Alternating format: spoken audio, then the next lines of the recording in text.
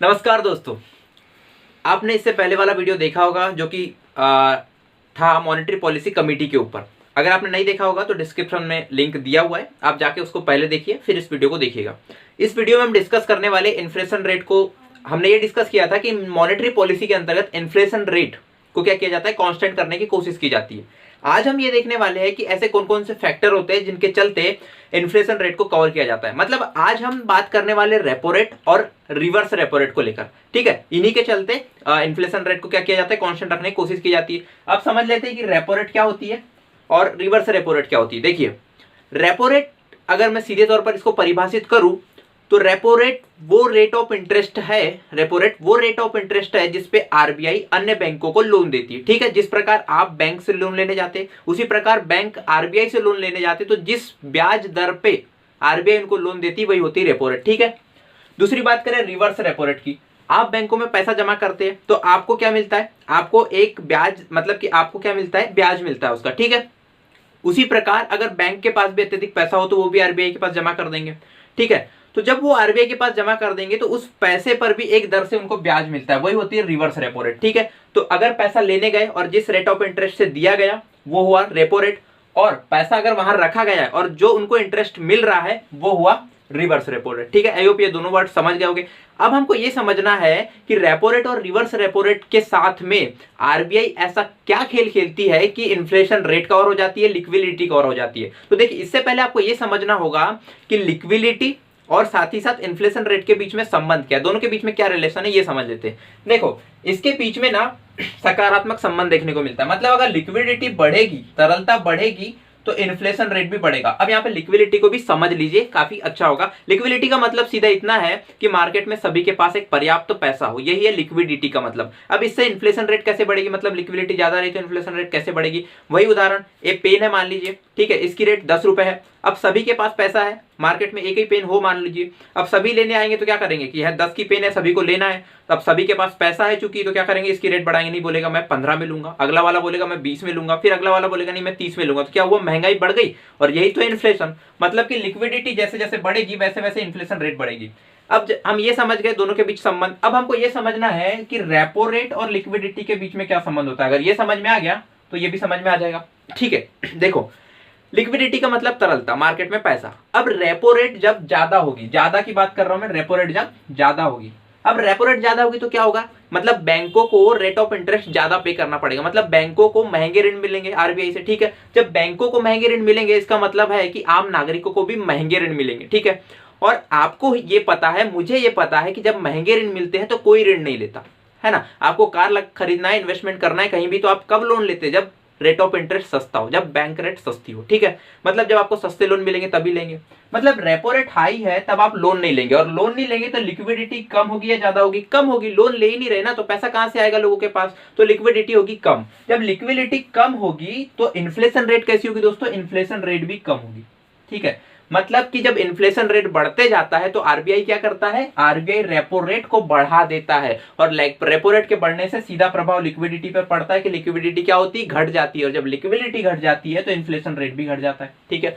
अब दोस्तों ये बात करते हैं कि ये तो थी बड़ी हुई। अब इन्फ्लेशन रेट बहुत ही ज्यादा कम हो जाए तो, मतलब ये पेन 10 रुपए की थी पर इसका कॉस्ट ही नहीं निकल पा रहा, लोग इसको 5 रुपए में मांग रहे, पैसा ही नहीं है। जैसे वर्तमान स्थिति में पैसा ही नहीं है तो क्या करेंगे, रेपो रेट को कम कर दिया जाता है, ठीक है। वर्तमान स्थिति में जैसे किया गया 4% कर दिया गया। अब रेपो रेट कम होगी तो क्या होगा, रेपो रेट कम होगी मतलब बैंकों को सस्ते लोन मिलेंगे, सस्ते ब्याज दर पे लोन मिलेंगे। अब जब बैंकों को सस्ते लोन मिलेंगे तो व्यक्तियों को भी सस्ते लोन मिलेंगे। जब व्यक्ति को सस्ते लोन मिलेंगे तो क्या होगा, वो लोन लेगा, बिल्कुल लोन लेगा। और ऐसी स्थिति में लिक्विडिटी बनी रहेगी और एक पर्याप्त मात्रा में बनी रहेगी, मतलब मार्केट में अच्छा खासा पैसा रहेगा। तो वही बात, ये कई पेन है, सबके पास पैसा, इसकी रेट बढ़ जाएगा, मतलब इन्फ्लेशन रेट क्या होगी, इन्फ्लेशन रेट बढ़ जाएगी। तो दोस्तों अब आप समझ गए होगी रेपो रेट को किस तरीके से ऊपर नीचे करके, ठीक है, लिक्विडिटी मैनेज की जाती है। और लिक्विडिटी से तो डायरेक्ट संबंध है इन्फ्लेशन रेट का। पर यहां पे ना रिवर्स रेपो रेट समझ लेते हैं कि रिवर्स रेपो रेट के साथ क्या संबंध। देखो, अगर रिवर्स रेपो रेट बढ़ा रहा तो क्या होगा, अगर रिवर्स रेपो रेट बढ़ा रहा तो क्या होगा कि जो बैंक होगा, है ना, बैंक क्या चाहेगा, कस्टमर को पैसा देना नहीं चाहेगा। क्यों नहीं चाहेगा, क्योंकि उसे पता है कि repo rate, reverse repo rate क्या था, वहां पैसा रखने पर जो रेट ऑफ इंटरेस्ट मिल रहा था, ठीक है। अब ये बढ़ा हुआ है, मतलब कि आप अगर वहां पैसा रखेंगे तो आपको ज्यादा ब्याज मिलने वाला है उस पर। तो बैंक क्या करता है, कोशिश ये करता है कि ज्यादा से ज्यादा पैसा हम आरबीआई के पास रखें।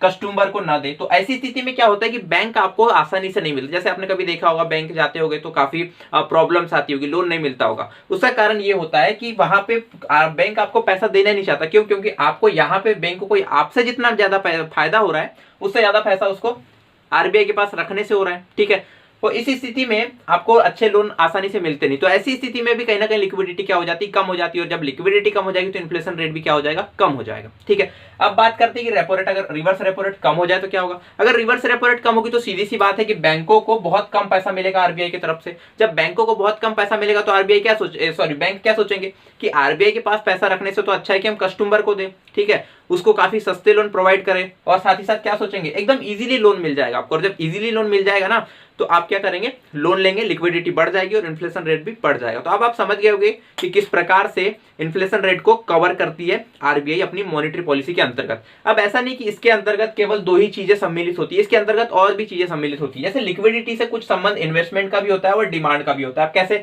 अब लिक्विडिटी से संबंध होता है, डिमांड का समझ लेते हैं। सबसे पहले देखिए, अगर पैसा है तभी आप डिमांड बढ़ेगी, है ना। मतलब कि पैसा ज्यादा रहेगा तो ही डिमांड बढ़ेगी, पैसा ज्यादा रहेगा तो ही इन्वेस्टमेंट बढ़ेगा। क्यों?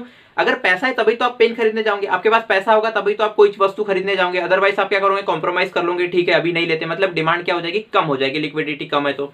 दूसरी बात, इन्वेस्टमेंट की बात करें तो आपको अगर मान लीजिए पैसा होगा तभी इन्वेस्टमेंट करेंगे आप। ठीक है, आपके पास पैसा होता है तभी आप सोचते हैं कि मैं कोई दुकान खोलूं, कहीं इन्वेस्टमेंट करूं। कब होता है, जब आपके पास पैसा होगा। तो लिक्विडिटी का सीधा संबंध डिमांड से भी होता है और सीधा संबंध इन्वेस्टमेंट से भी होता है। मतलब जैसे ये बढ़ेगी वैसे ही ये दोनों भी बढ़ेंगे। अब देखो, डिमांड बढ़ने से क्या होगा, डिमांड बढ़ने से प्रोडक्शन बढ़ेगा। कैसे, अगर ये पेन की मांग है, डिमांड है, तभी तो इसका प्रोडक्शन ज्यादा करेगी। मतलब इसको मांगने वाले लोग अगर ज्यादा होंगे तभी तो इसका प्रोडक्शन ज्यादा होगा। मतलब कि इसमें भी सीधा संबंध है। अब इन्वेस्टमेंट और प्रोडक्शन में कैसा संबंध है, बिल्कुल, अगर पेन बनाने वाली कंपनी ही ना हो तो प्रोडक्शन कैसे होगा, है ना। तो इन्वेस्टमेंट जब होगा, जब पेन बनाने वाली कंपनी स्थापित की जाएगी, कब की जाएगी, जब इन्वेस्टमेंट होगा, तब जाके क्या होगा, प्रोडक्शन होगा। ठीक है, तो डिमांड भी होगी उससे भी प्रोडक्शन बढ़ेगा, इन्वेस्टमेंट होगा उससे भी प्रोडक्शन बढ़ेगा। और production is equal to GDP आप पुराने वीडियोस में पढ़ चुके हैं। मतलब कि अगर लिक्विडिटी अत्यधिक होगी तो कहीं ना कहीं जीडीपी पर भी प्रभाव पड़ेगा और वो भी बढ़ेगी, पर ज्यादा भी नहीं होना चाहिए दोस्तों। अगर ज्यादा होगी तो इन्फ्लेशन रेट बढ़ जाएगी। अब थोड़ी सी वर्तमान स्थिति को लेकर बात कर लेते हैं कि वर्तमान स्थिति कैसी है। मैंने आपको यह बताया कि जब लिक्विडिटी अधिक होती है तभी इन्फ्लेशन रेट अत्यधिक होती है, परंतु वर्तमान स्थिति अपवाद स्वरूप प्रतीत होती है। दोस्तों आपको पता होना चाहिए कि अभी इन्फ्लेशन रेट काफी हाई है। आपने सुना होगा कि सब्जी का ही इतना महंगा मिल रहा है अभी तो, है ना। तो इन्फ्लेशन रेट काफी हाई है। उसका कारण क्या है, उसका कारण कोई लिक्विडिटी नहीं है, क्योंकि लिक्विडिटी तो काफी कम है, क्योंकि रोजगार नहीं मिल रहा है, कहीं ना कहीं कंपनीज बंद हो गई है। इस कारण से कहीं ना कहीं क्या है कि लिक्विडिटी काफी कम है। तो फिर इन्फ्लेशन रेट क्यों बढ़ा हुआ है, क्यों इसीलिए बढ़ा हुआ है दोस्तों, क्योंकि जो सप्लाई चेन थी वो कहीं ना कहीं प्रभावित हो गई। और सप्लाई चेन प्रभावित होगी तो कहीं ना कहीं इन्फ्लेशन रेट प्रभावित होगी। कैसे, अब ये मान लीजिए वस्तु क्या हुई, उत्पादित हुई, अगर ये उपभोक्ता तक पहुंच ही नहीं पा रही है, बहुत ही परेशानी से पहुंच पा रही है, कॉस्ट ज्यादा लग रहा है, तो ये इसका रेट तो बढ़ना ही है। तो यही हुआ है वर्तमान स्थिति में, सप्लाई चेन प्रभावित होने के कारण कहीं ना कहीं महंगी वस्तुएं हो रही है, क्योंकि आसानी तक वहां तक पहुंच नहीं पा रही, वहां इसकी मतलब की डिमांड ज्यादा है परंतु वस्तु कम है। इस कारण से क्या हो रहा है, वहां पर रेट बढ़ रहा है उसका। इन्फ्लेशन रेट भी वर्तमान में बढ़ी हुई है और लिक्विडिटी भी कम है। अब बात ये आती है कि ऐसी स्थिति में क्या किया जाए। ठीक है, अगर लिक्विडिटी कम होती थी तो हम इसको क्या करते थे, इसको हम कम कर देते थे, परंतु वर्तमान स्थिति तो बिल्कुल विपरीत है ना। तो ऐसी स्थिति में क्या करना चाहिए, वर्तमान स्थिति में जो एक आगे की राह की बात करें तो रेपो रेट को एक निश्चित दर तक ही कम किया जाना चाहिए, साथ ही साथ सप्लाई चेन को भी एक सुचारू रूप से पुनर्व्यवस्थित करने की कोशिश करना चाहिए। यही वर्तमान का एक निदान हो सकता है कि हम इन दोनों को सुचारू रूप से चला सके। अब दोस्तों एक और चीज समझ लेते हैं कि इन्वेस्टमेंट और एक्सपेंडिचर में अंतर समझ लेते हैं कि निवेश क्या होता है और खर्च क्या होता है। तो इन्वेस्टमेंट दोस्तों वो है जो आपको भविष्य में लाभ देगा। ठीक है, मतलब आप अगर इन्वेस्टमेंट करते तो आपको भविष्य में लाभ होगा। और अगर मैं एक्सपेंडिचर की बात करूं, उपभोग की बात करूं, खर्च की बात करूं, तो उससे आपको भविष्य में कोई लाभ होने नहीं वाला। जैसे आप पिज्जा खाने चले गए, आपको उससे भविष्य में कोई लाभ नहीं होने वाला है, परंतु अगर आपने दुकान खोली है तो उससे आपको लाभ होने वाला है। तो जो दुकान खोली है आपने वो इन्वेस्टमेंट है, परंतु अगर आप पिज्जा खाने जा रहे हैं, कोई भी चीज खाने जा रहे हैं या फिर कहीं भी उपभोग ऐसी कर रहे हैं जहां पर आपको रिटर्न कुछ नहीं मिलने वाला है, कोई फायदा नहीं होने वाला है, तो वो एक्सपेंडिचर है। तो ये था इस वीडियो का एंड। Thank you.